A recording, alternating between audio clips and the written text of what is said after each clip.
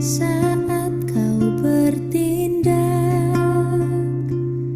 hidupku hanya ditentukan oleh perkataanmu. Ku aman karena kau menjaga. Ku kuat karena kau menopang.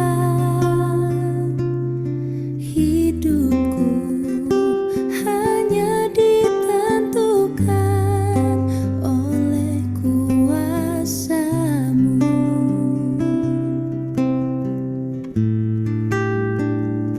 Bagi Tuhan tak ada yang mustahil. Bagi Tuhan tak ada yang tak mungkin. Mujizatnya disediakan bagiku. Ku diangkat dan dipulihkannya.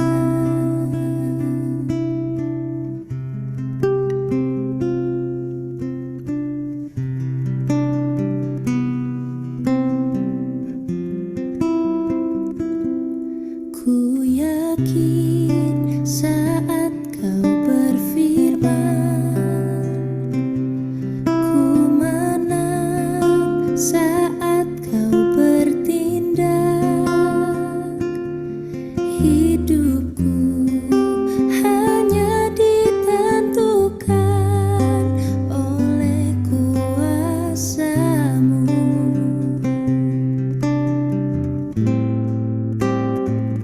Bagi Tuhan tak ada yang mustahil. Bagi Tuhan tak ada yang tak mungkin. Mujizatnya disediakan bagiku.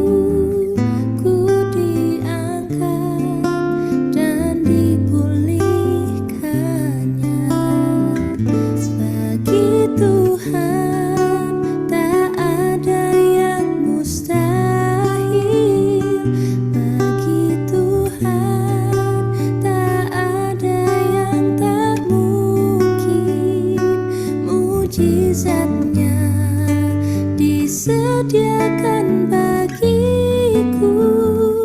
Ku diangkat dan dipulihkannya. Ku diangkat dan dipulihkannya. Ku diangkat dan dipulihkannya.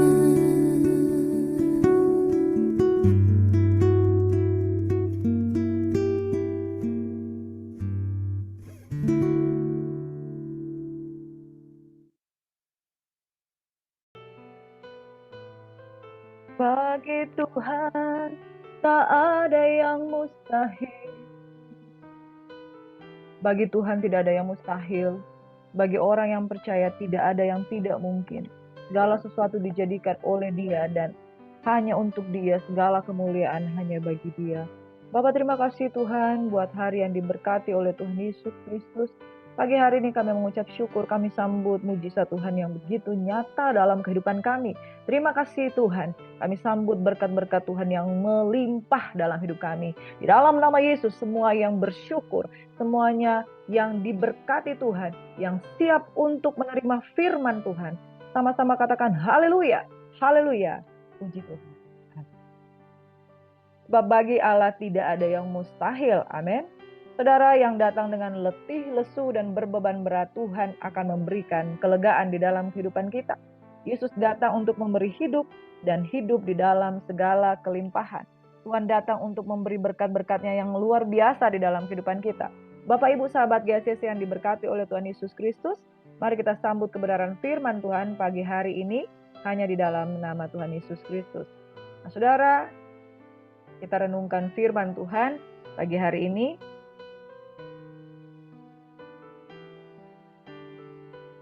Firman Tuhan dari Injil Lukas. Injil Lukas ini berbicara tentang Injil, tentang kehidupan, pelayanan dari Tuhan Yesus Kristus.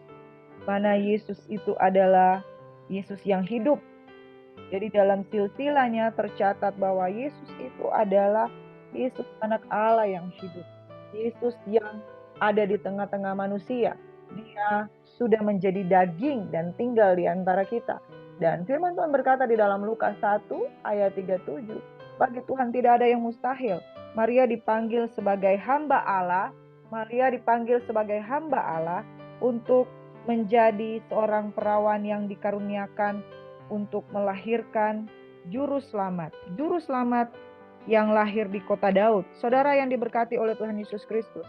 Pagi hari ini kita mau merenungkan dari Injil Lukas. Jadi ada Injil sinoptik yang memiliki kesamaan penulisan hampir sama tetapi agak berbeda. Injil Matius, Markus, dan Lukas serta Yohanes. Injil yang sinoptik atau memiliki kesamaan tetapi ada sudut pandang perspektif yang berbeda. Ketika kita belajar tentang Injil Matius dan Injil Markus dan Injil Lukas ada kesamaan-kesamaan tapi ada juga perbedaan karena perspektif yang diangkat ada yang cukup berbeda. Kalau Injil Lukas menekankan tentang Injil tentang kehidupan dan pelayanan Yesus Kristus. Beberapa ayat yang populer untuk direnungkan di sini ada ayat tentang bagaimana juru selamat, penekanan sangat teologis tentang kelahiran sang juru selamat. Saudaraku yang diberkati oleh Tuhan Yesus Kristus, Lukas 1 ayat 37 berkata, sebab bagi Allah tidak ada yang mustahil. Dan Lukas 1 ayat 38 berkata, sesungguhnya aku ini adalah hamba Tuhan. Jadilah padaku menurut perkataanmu itu. Saudaraku yang diberkati oleh Tuhan Yesus Kristus, kelahiran sang juru selamat di kota Daud itu diawali dengan mujizat. Anak yang diperanakan bukan dari daging manusia, tapi lahir dari keturunan dari suku Yehuda. Dan kemudian dialah sang juru selamat. Ketika mereka ada di situ di dalam Lukas 2 ayat 6 hingga 7 berkata, ketika mereka di situ yaitu di Betlehem, tibalah waktunya bagi Maria untuk bersalin. Dan ia melahirkan seorang anak laki-laki. Anaknya yang sulung lalu dibungkusnya dengan lampin dan dibaringkannya di dalam palungan karena tidak ada tempat bagi mereka di rumah penginapan.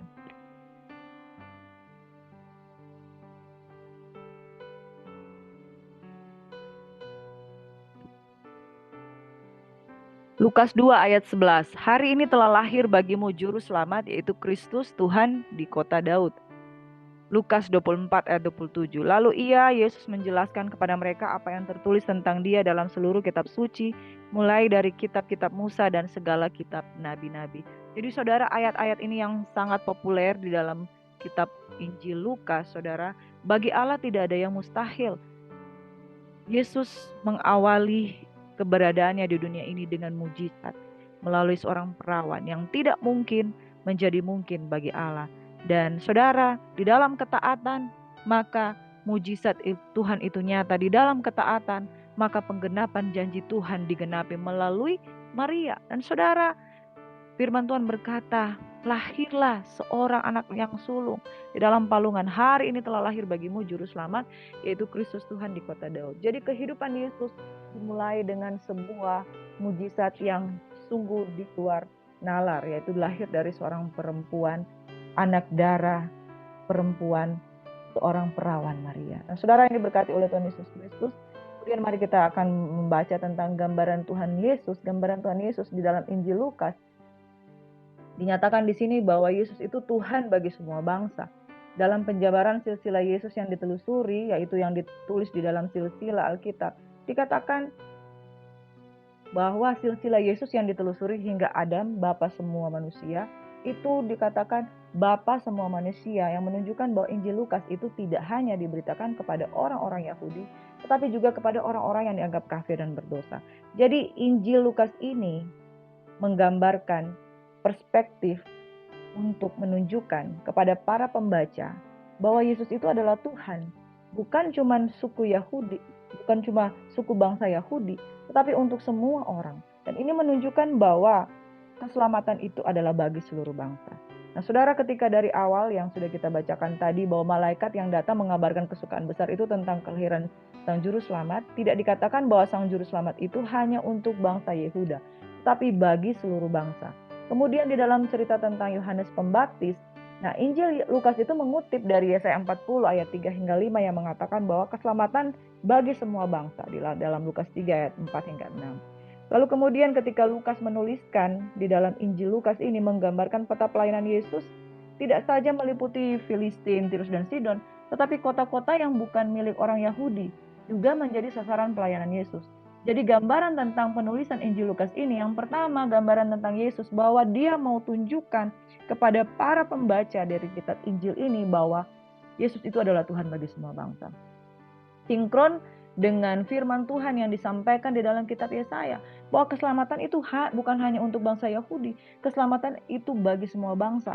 Mereka hanya tahu bahwa bangsa Yahudi lah bangsa pilihan, tetapi Injil mengatakan di Injil dari Injil Lukas bahwa keselamatan itu bagi seluruh bangsa, bagi orang-orang yang di luar bangsa Yahudi, bagi orang-orang yang bersunat maupun orang yang tidak bersunat, bagi orang yang benar maupun orang yang dianggap kafir dan berdosa. Yesus adalah Tuhan bagi semua bangsa. Yang kedua, di dalam kitab Injil Lukas ini, gambaran tentang Yesus. Banyak sekali gambaran tentang Yesus yang mengungkapkan bahwa Yesus itu bukan hanya tersedia bagi bangsa Yahudi, tapi untuk semua bangsa. Dan yang berikutnya, Yesus itu sahabat bagi orang miskin. Banyak sekali istilah yang ditulis di dalam kitab Injil Lukas ini yang di dalam bahasa Yunani adalah istilah stokos. Stokos ini yang berarti miskin. Banyak sekali digunakan di dalam Injil Lukas. Dalam bahasa Ibraninya adalah ani, yang artinya orang miskin. Yang miskin dalam hal materi, ya. Saudara yang diberkati, istilah stokos ini banyak ditulis. Saudara boleh buka di dalam Lukas 4 ayat 18-19, Lukas 7 ayat 22, 23, 14 ayat 13 hingga 21, 20 dan 22 hingga 23. Nah, perikop-perikop ini tentang orang miskin yang tertindas, lumpuh, buta, kusta, dan cacat. Jadi Injil Lukas banyak membicarakan tentang kehidupan Yesus dan pelayanan Yesus di tengah-tengah orang yang tertindas, miskin, buta, dan cacat. Dengan demikian menjelaskan bahwa orang-orang miskin, menurut Injil Lukas, orang-orang yang miskin materi yang sangat dijauhi dan dipinggirkan oleh masyarakat. Tapi perhatian Yesus terhadap orang miskin sangat besar. Dan saudara, bahkan ada firman Tuhan yang berkata ketika seorang perempuan mencurahkan minyak narwastu di kaki Yesus, Yudas berkata, jangan, minyak itu untuk lebih baik dijual untuk diberikan kepada orang-orang miskin. Padahal motivasinya nggak baik, karena Yudas tahu bahwa Yesus itu sangat mengasihi orang miskin, tetapi motivasinya itu tidak benar.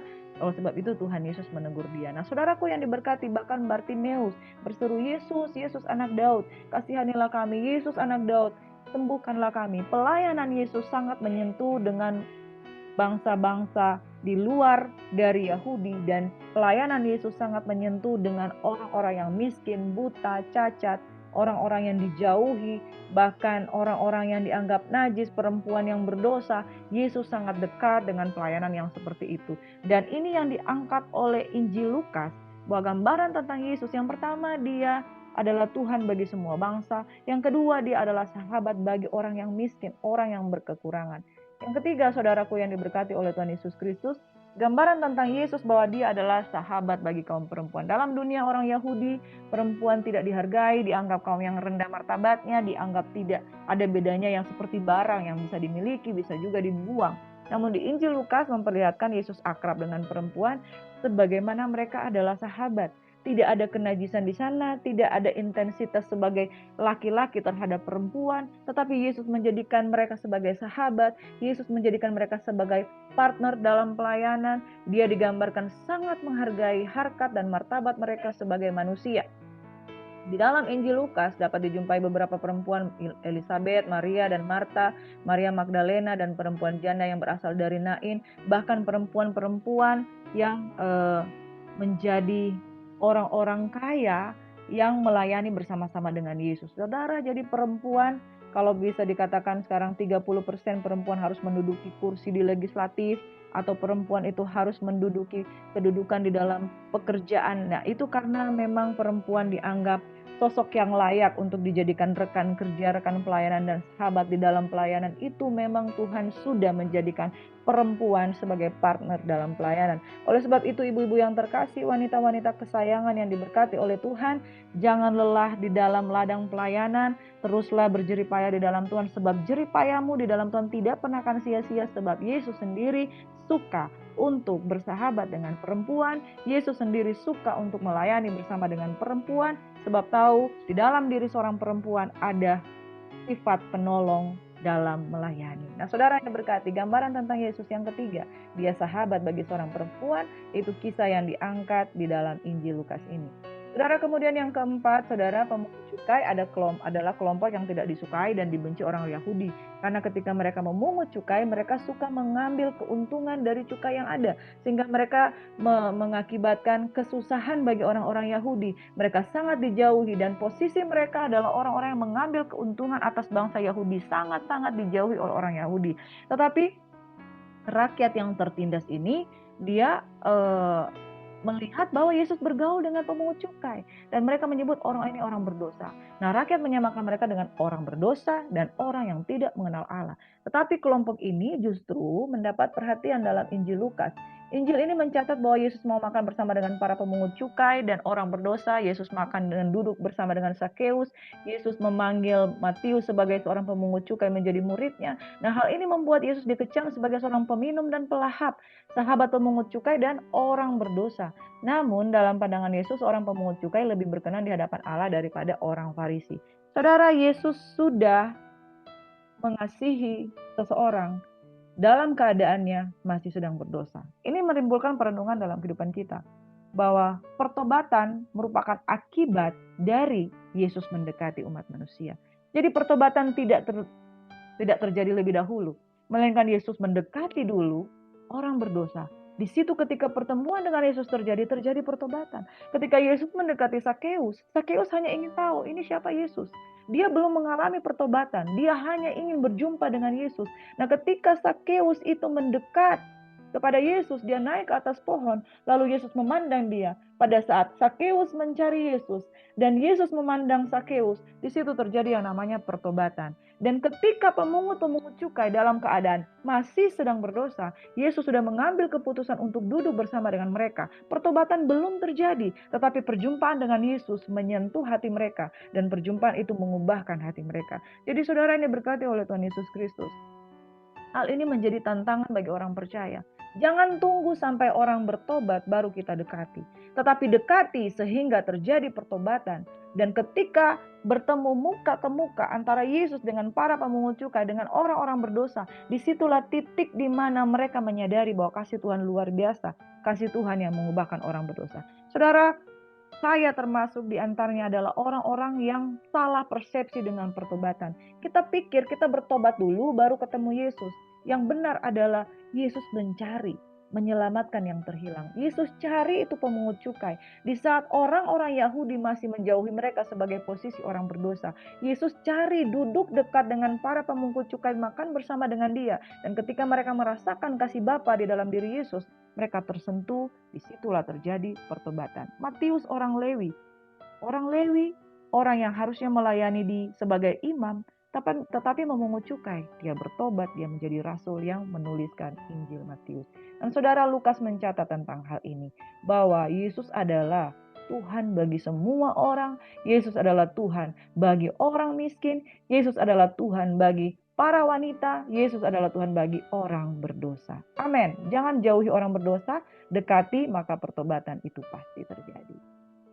Nah, saudara, ada beberapa poin juga di sini kalau saudara melihat di dalam Injil Lukas, kalau saudara baca dan renungkan dengan baik, penulisan tentang Yesus sebagai nabi itu banyak sekali ditulis secara gamblang di 27 kali penulisan. Yesus sebagai anak Allah, Yesus sebagai anak Daud, Yesus sebagai Kristus atau Mesias, dan Yesus sebagai Tuhan. Paling banyak sekali ditulis sampai 103 kali penulisan bahwa Yesus adalah anak Tuhan. Nah, saudaraku yang diberkati oleh Tuhan Yesus Kristus, ini menunjukkan bahwa Lukas hendak membahas dengan tulisannya bahwa intinya bahwa ada muatan-muatan teologis tentang ketuhanan Yesus. Saya tidak bahas di sini satu persatu bagaimana dan kenapa Tuhan Yesus itu disebut sebagai Tuhan, disebut sebagai anak Allah, disebut sebagai anak Daud, dan Yesus sebagai Kristus atau Mesias, dan Yesus dianggap sebagai Lord of the Lord.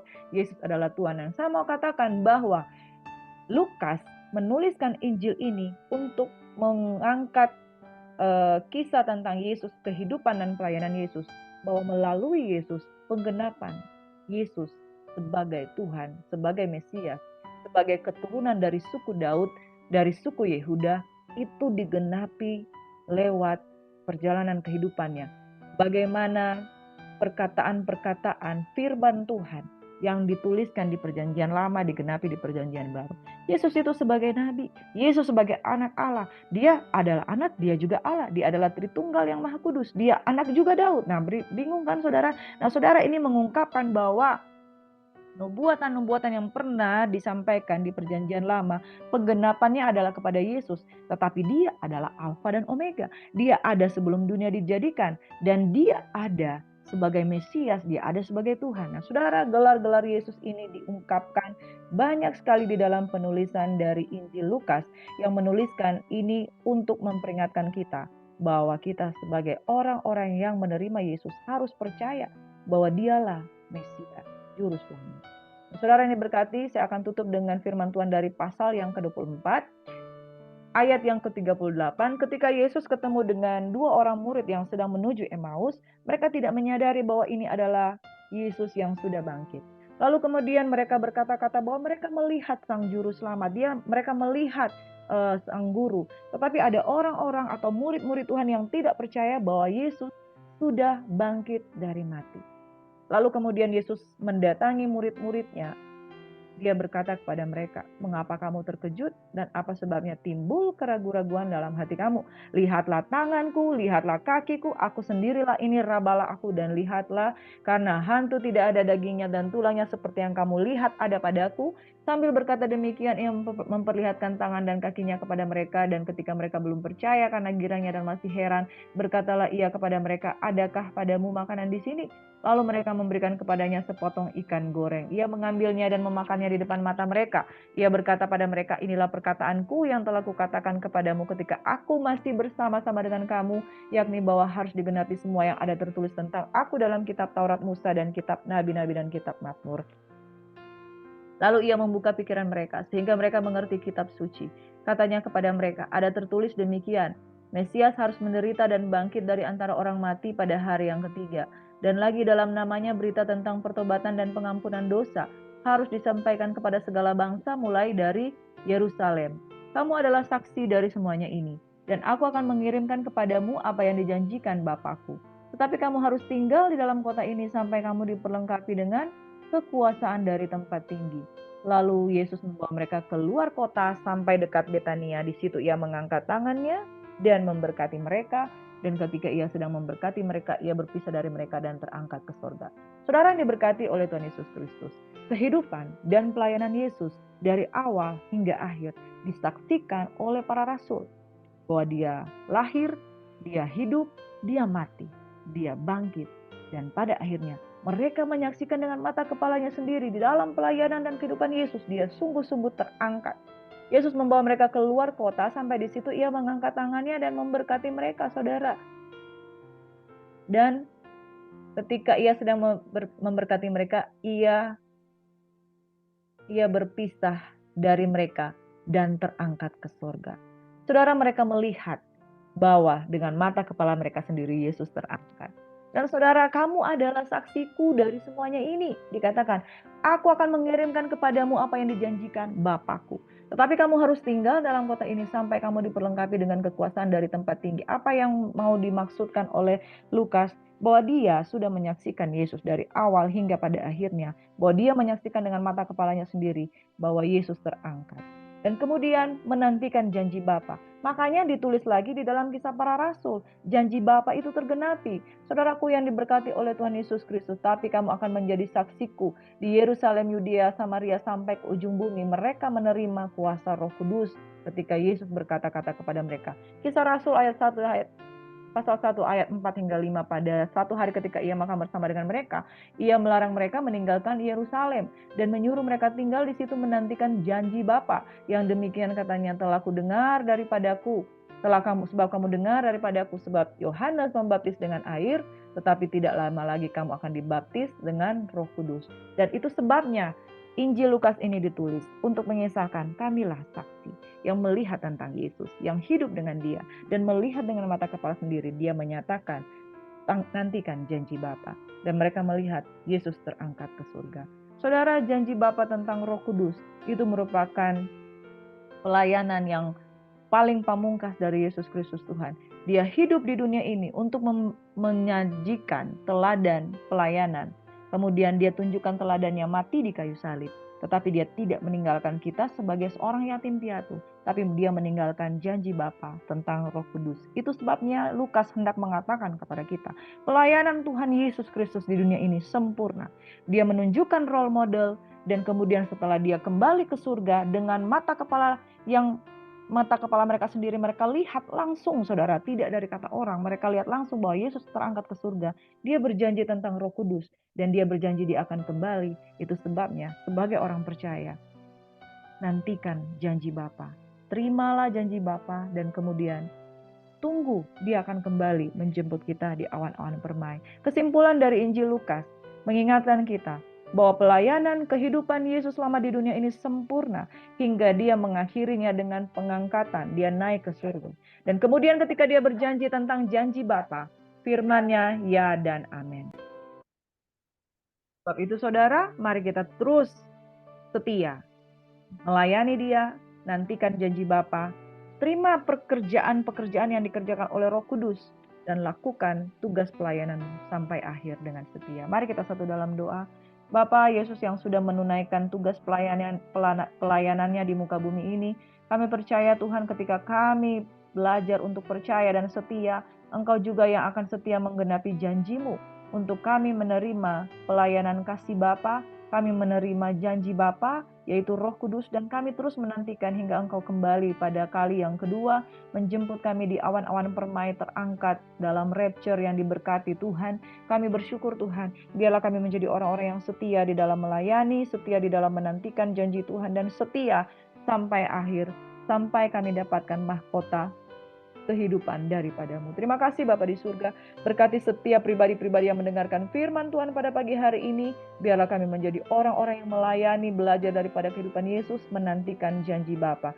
Semua yang percaya diberkati Tuhan. Tuhan memberkati dan melindungi engkau, mengurapi engkau, menjadikan engkau kuat, berhasil, dan beruntung, diurapi hanya di dalam nama Yesus. Semua yang mengasihi Tuhan sama-sama katakan haleluya, amin. Shalom and God bless you. Tuhan memberkati.